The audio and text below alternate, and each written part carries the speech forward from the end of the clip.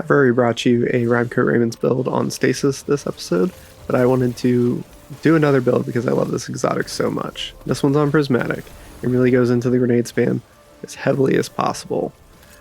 Not only this, but I also wanted to demonstrate flat gain penalties and how to maximize your grenade ability regen through some use of various tools, and a little known thing about Demolitionists that on certain weapon types it gives you twice grenade energy when you get kills, and that's just very, very strong. You can see here in some Legend campaign gameplay, just spamming these turrets left and right, and this exotic is just really great if you're not familiar with it because it takes Bleak Watcher, a great crowd control aspect, gives it even more crowd control, but also lots of damage thanks to crystal shatters, which were buffed for double the damage this episode. So they're just working very strongly, and there's great artifact support for it, so they're going to hit even harder for this episode. See here, just crowds of enemies frozen in place, can't really fight back against us, and then we just shatter them. If this sounds good to you, you may enjoy the Rime-Coat Demolitionist. With that, let's get in the build. I'm Engineer.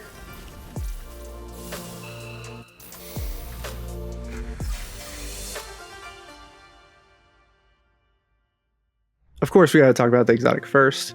Went over this a bit briefly, but this has a lot of features to it. So it's going to enhance the Bleak Watcher aspect, which is available on Prismatic or Stasis. It's going to give it more range. It's going to create 4 medium stasis crystals around it. Those will respawn after 15 seconds if they're destroyed. So you get technically 8 crystals if you're still using those. And then they also create a stasis storm within those crystals underneath the stasis turret, which is raised up further in the air for better aim. And in that stasis storm, it inflicts slow over time. And while you're in it, you'll pick up an ice buddy, which will give you extra slow. It's basically like built-in chill clip on top of whatever weapon you're using, which is pretty strong. Now, one thing to remember about the ice buddy, which is called icicle in the game, is that this will actually steal your kills sometimes. So kind of keep an eye out for that. Sometimes it may not make sense to be in there because we're going to be relying on a lot of on-kill perks. So we may not want that icicle buddy just to avoid that stuff. Now, to get this exotic, it was just added this episode and episode Revenant. It requires you to own the final shape. Then you have to get it from Rahul's precision focusing, which is allowed when you've reset him one time within the episode. As for the stat priority, it's the standard setup: max resilience, max discipline, get as much recovery and strength as you can. Intellect's okay, and we're dumping mobility. Gonna go through the aspects and abilities and fragments and all that, and then I'm gonna get into the meat of the build. It's really talking about how Demolitionist works, and how we maximize the grenade ability regen. But on the aspects, it's really straightforward. Take Feed the Void, it heals us when we kill things, it gives us grenade energy when we kill things. That grenade energy is 15% for tier 1 combatants. It's like your rank and file stuff, and it gets up to 40% when you're killing like mini bosses, but most of the time it's gonna be at 15% to maybe like the next tier up, like 23%. And this is affected by flat gain factors, so you'll actually get less than that, but we'll talk about that a bit more here soon. Your second aspect, it's Bleak Watcher, because otherwise this exotic does nothing. So we need Bleak Watcher. This makes your grenade turn into a stasis turret, and it also will lock your grenade cooldown to 121 seconds no matter what grenade you take. So keep that in mind as well. Now, on our abilities, your super is pretty flexible. I like Nova Bomb because it's quick. It gives you it works with some damage buffs in the artifact and fragments, and it gives you void over shields when you pick up orbs if you have faceted purpose. For the grenade, you need to take Healing Grenade. Healing Grenade has a shorter cooldown, which you do not get because of Bleak Watcher, but because of the shorter cooldown, it has a higher flat gain factor, 87.5%, versus the flat gain factor of 62.5%, which most Warlock grenades have, except for Vortex, which is 50%, but we don't want to take that. So, if you take this, every source of flat energy, such as Devour or Demolitionist or Orbs, will give you much more energy. This is probably a bug. It will probably get fixed one of these days, but until it does, take advantage. You get to spam more grenades this way. Your melee is very flexible. I kind of like Incinerator Snap in this build because you can get up close to enemies thanks to crowd control, and gives you a little bit more balance on your light and darkness damage, but Arcane Needle is always good and put some damage over time on a bunch of enemies.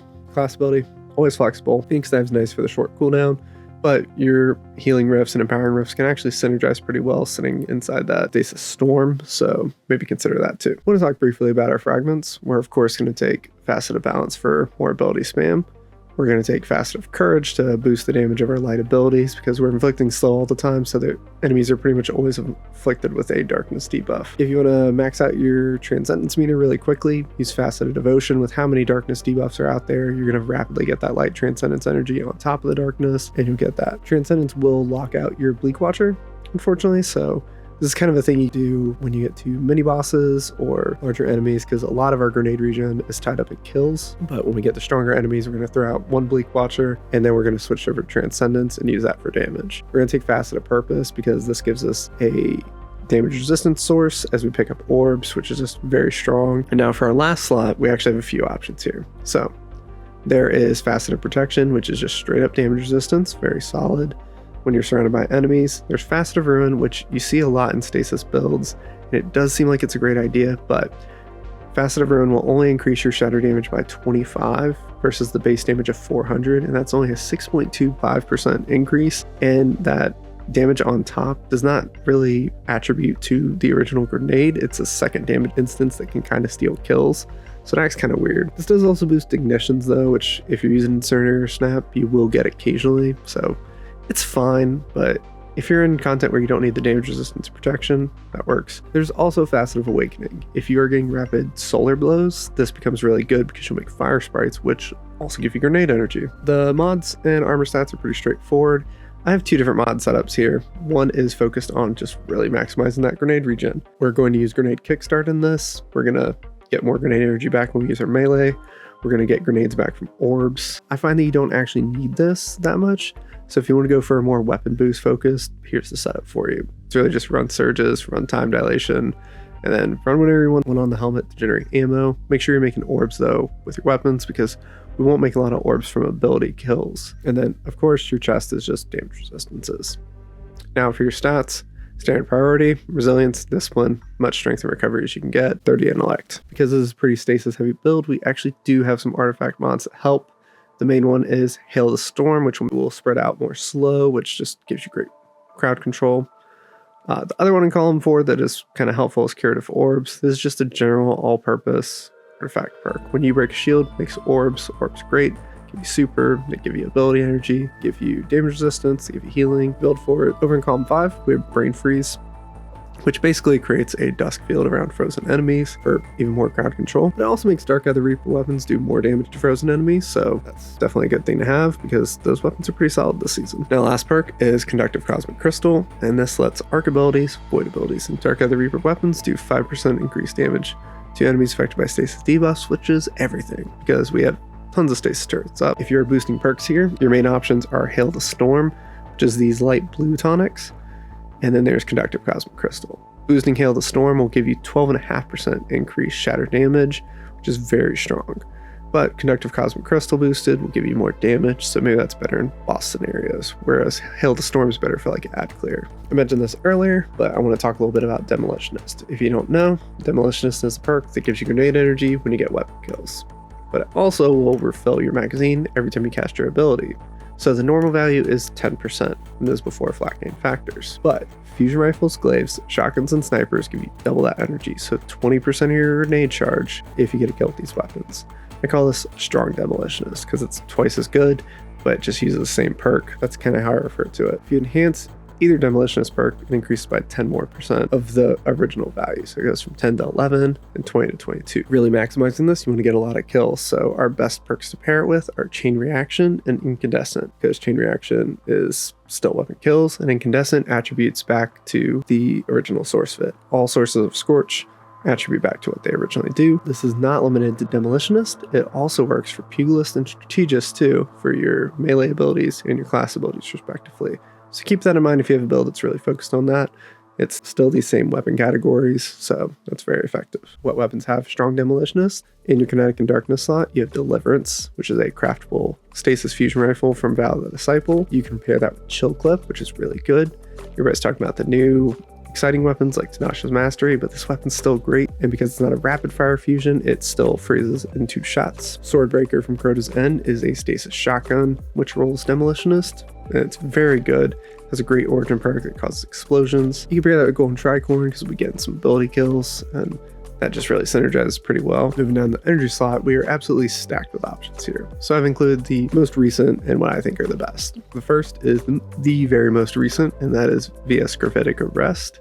As a void fusion rifle from Vesper's Host, and it rolls with chain reaction, which we don't really have on many fusion rifles. The next option, which is very, very accessible, is Axial Lacuna, which is a craftable solar fusion rifle from the Pale Heart, and that can roll with incandescent, which is very good. In the gameplay at the start of this video, you actually saw that. It's just very effective, and it's by far the easiest thing to get on here. I still don't have that Gravitic Arrest roll, even though I really want it. From Neomuna, you have Iterative Loop, which is your arc fusion rifle option. It unfortunately has Demolitionist in the 4th column, so it's not the best option, whereas most of these have it in the 3rd column. But you can pair it with Lead from Gold and get some more uptime and get more ammo for your fusion rifle. Briefly moving over to shotguns, we have Nessa's Ablation, which is from Root of Nightmares. Also craftable. You can roll that with Frenzy or Destabilizing rounds, so you can get some more subclass synergy there. Some of the shotguns can be a little bit up close, and fusion rifles give you a little bit more AoE. Now, one of the strongest options is forthcoming Deviance, which is a Void Glaive from Salvation's Edge.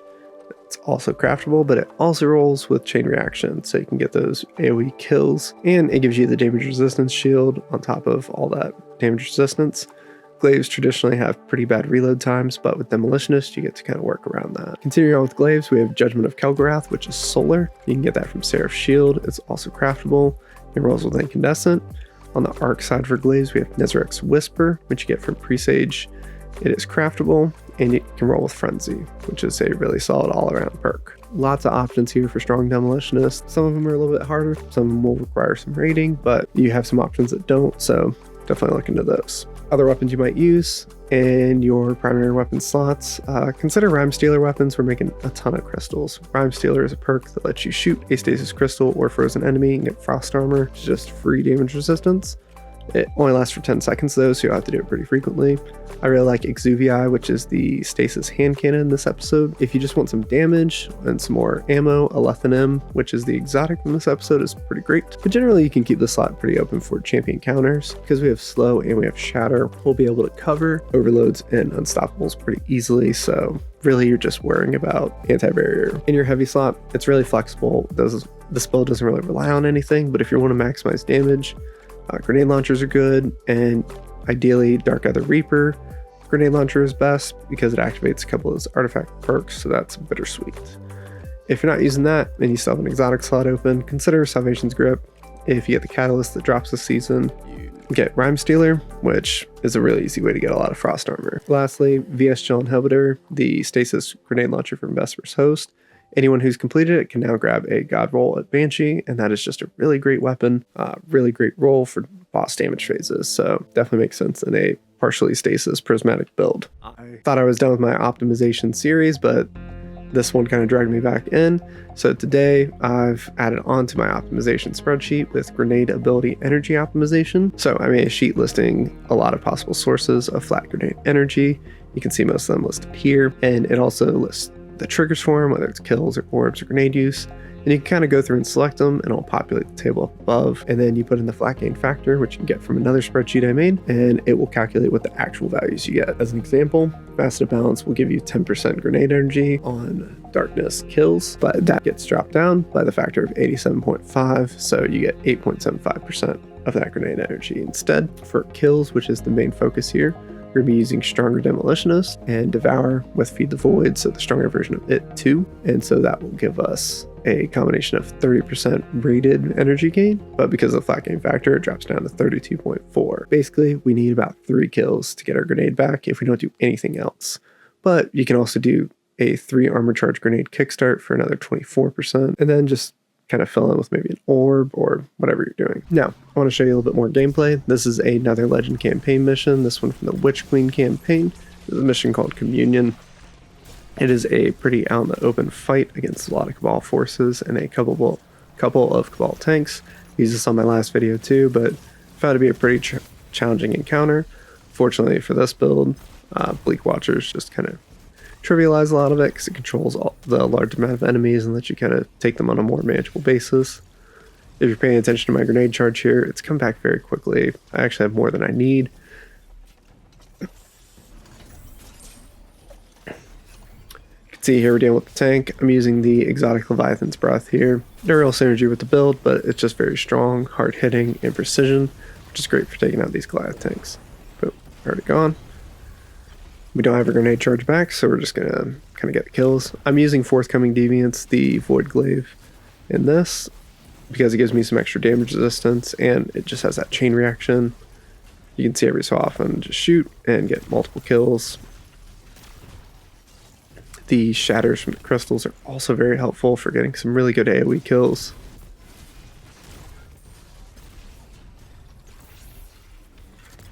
Just throwing out Bleak Watcher here. The nice thing about these is you can kind of just throw and forget them. You want to be very intentional about where you put them. Normal Bleak Watchers, you just throw them out. Doesn't matter, but here you want that slowing field somewhere effective. You want the turret to be able to see a lot, and you want those crystals to be very useful for damaging things. Downside of Glaives, it's a little bit harder to use your powered melee, but definitely switch to it. You'll have it up pretty frequently too, just from all the different kills you're getting. Yeah, so I had 2 Bleak Watchers on top of each other, shattered all the crystals, cleared out a group of about 5 to 7 enemies. Tank's up there, but just kind of working around it. Working on these stupid Scorpius turrets, which are the bane of my existence. Throwing a Bleak Watcher closer to the tank, just taking care of that turret. Do 1 bit of healing, that's one of the only manual heals I did in this entire fight. And then we just finish off this tank. You just gotta keep moving to dodge the big blast, and then just work it down. You can see the turrets, they're not necessarily freezing it because it's classed as a boss, but they do some good chip damage over time, so just definitely throw them out. And that's pretty much it. So, just to summarize the gameplay loop, throw your grenade at crowds or pinch points so that you can maximize that crowd control. Shoot your enemies with your strong Demolitionist Weapon until you get your grenade back. Collect orbs as often as you can, give you damage resistance, and give you ability energy. And then just keep repeating that. That's all you really need to do. Use your cover, do general good gameplay stuff. For bosses, throw the Bleak Watcher on the boss because you get 2 sets of 4 crystals if it's not moving. For bosses that can't be hit by the crystals, maybe just put the turret somewhere where you and your allies can sit so you can get those icicles and just get a little bit more chip damage, get a little bit freeze on the boss, and just get some shatters in. Try and get whatever ad kills you can. A lot of bosses these days have ads during them, and that'll get your grenade back. But if you run out of grenade charge, use Transcendence. You can throw out the Transcendence grenade, and you get damage resistance. You can throw out the Transcendence grenade, you also get some damage resistance, and you can spam your melee a bit and get your class ability back faster, which can keep you alive during some boss phases. I hope that's been helpful. I had a lot of fun with this. This is probably the end of my optimization series. I promise I won't be making more spreadsheets, at least for a tiny bit. Not really sure what I'm going to work on next. I have one better build crafting, a couple of other things. I really thank you for your support. I appreciate all the new subscribers. I hope you're liking the content. Definitely check out the older content too. I put just as much effort into those builds. And if you keep liking my content, come back for the next one. And with that, I'll let you go. Have a great one.